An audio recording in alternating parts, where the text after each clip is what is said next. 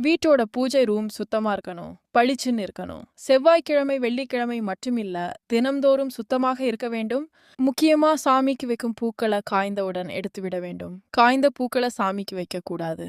சாமி படங்களை சுத்தமாக துடைத்து, அழகாக நெத்தியிலும் பாதத்திலும் சந்தன குங்குமம் வைக்க வேண்டும். வீட்ல விளக்கு என்னைக்கும் பளிச்சுன்னு இருக்கணும். எப்பவும் விளக்கு தகதகன்னு தங்கமாட்டம் ஜொலிக்கணும். மஞ்சள் குங்குமத்தால பொட்டு வைக்கணும். எல்லார் வீட்லயும் ஒரு சின்ன பஞ்ச பாத்திரம் இருக்க வேண்டும். அது அன்றாடம் தொலைக்கி தண்ணி பிடிச்சு வைக்கணும்.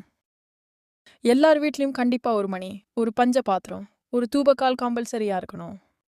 சாமிக்கு படைக்க ஒரு குட்டி தட்டு, குட்டி டம்ளர் சாமிக்காகவே தனியா எடுத்து வைக்கணும். அதை வேற எதுக்காகவும் பயன்படுத்தக்கூடாது. பூஜை முறையில ரொம்ப முக்கியமான விஷயம் தன்னை தூய்மைப்படுத்தி கொள்ளுதல். ஒரு குட்டி சொம்புல கங்கா மாதா வச்சிருக்கணும். ஒரு சின்ன அன்னபூரணி தேவி வீட்ல வச்சிருக்கணும். கங்கையும் அன்னபூரணியும் இருக்கிற இடத்துல தண்ணிக்கும் சாப்பாட்டுக்கும் பஞ்சமே ஏற்படாது.